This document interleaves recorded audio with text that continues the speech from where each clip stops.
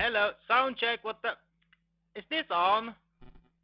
All right, we're rolling in 3, 2, 1, go.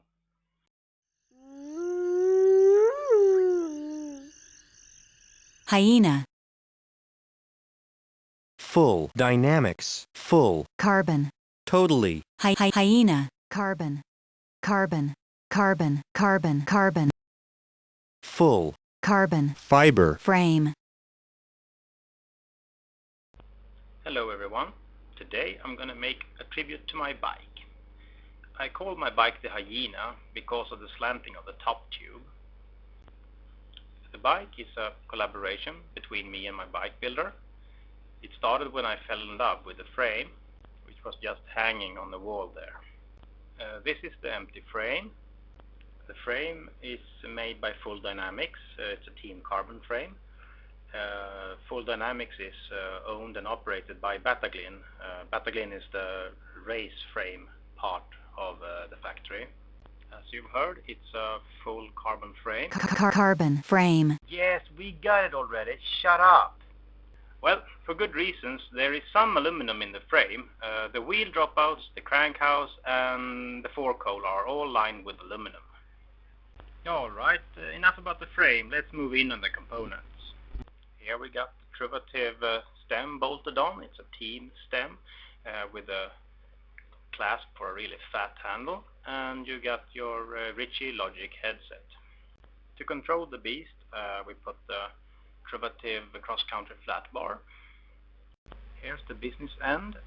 We got the Formula K24 hydraulic braking system, and this is the braking lever. And below it is the SRAM X9 shifter. I've been so used using rapid fire shifters from Shimano that using the SRAM shifters was a bit of a learning curve.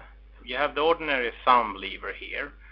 Works the same way as the Shimano type. However, when shifting down, you're supposed to press that little paddle, and the Shimano way is you press it that way with your index finger, but the SRAM way is that you push this upwards with your thumb. The shifters also include an optical window. It's not that useful though. And heading down to the rear here, we find the rear derailleur.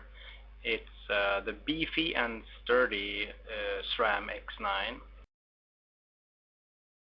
I appreciate their simple solution to keep the wire straight. This little piece of arced plastic replaces the wire loop or the roller. And moving over to the front derailleur, we got the SRAM X generation system here too. Nice and sturdy. To push things forward, I got the Truvative Stylo team crank. It's slightly heavy, I think. It seems very sturdy, so I hope it's gonna hold up. They at least tried to make it light. Not much material here, just one big gaping hole. Here's a tiny view of the GXP outboard bearing system.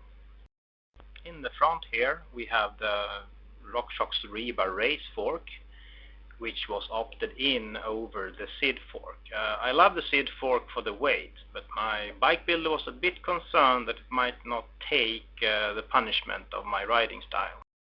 Let's move in for a closer look at the front braking system.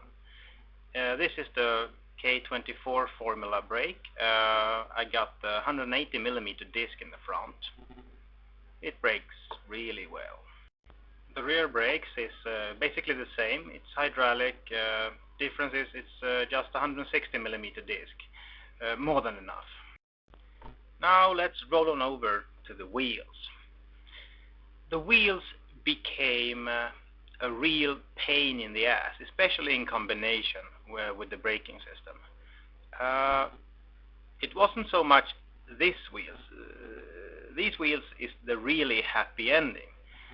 Before I had these wheels, I was barking up another tree, and oh boy, that combination of wheels and brakes, that is an hour-long story all by its own. It was insane, I'll tell you. But the happy ending that I'm gonna talk about now is these wheels. These wheels are more a collaboration between me and Dave Thomas at speeddream.com. And for those who don't know who Dave Thomas is, check out his site, speeddream.com, in one word. Nothing really I can say can do the guy any justice. He's awesome, that's all I can say. So Dave Thomas provided me with a recipe for my wonderful wheels. He specifically gave me instructions on which spokes go where, what lacing. So my wheels it's a really cool mix of various spokes and lacing. They are fantastic, and they are adapted for my riding style and my weight. I'm not entirely sure, but probably this is the only pair of wheels looking like this.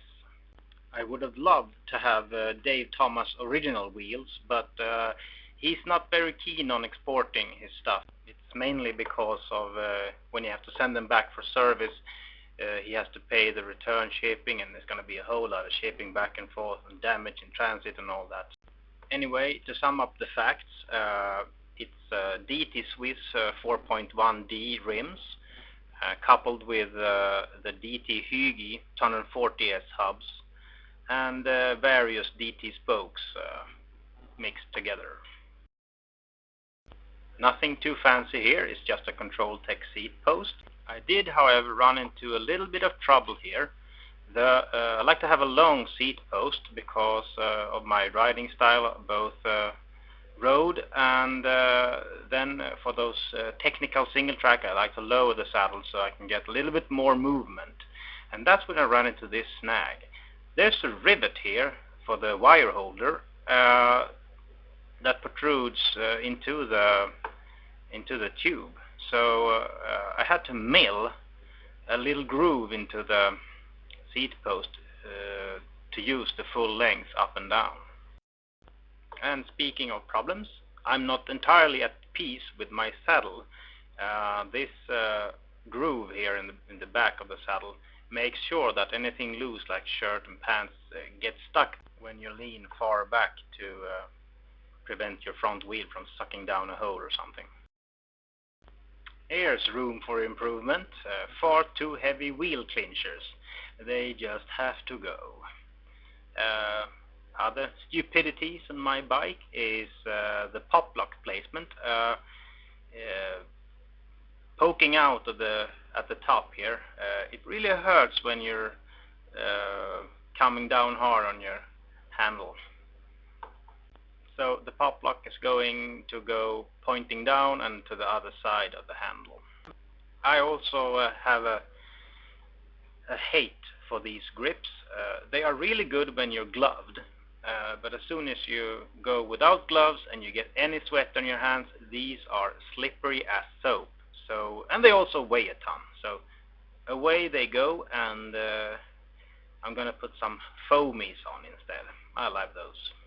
I haven't added any bar ends yet, but they are coming.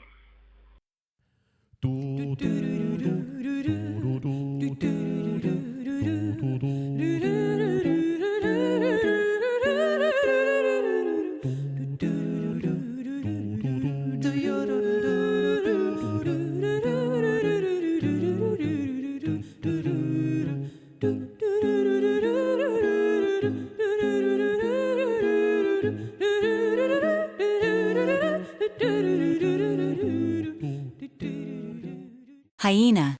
Stop interrupting. Unable to comply.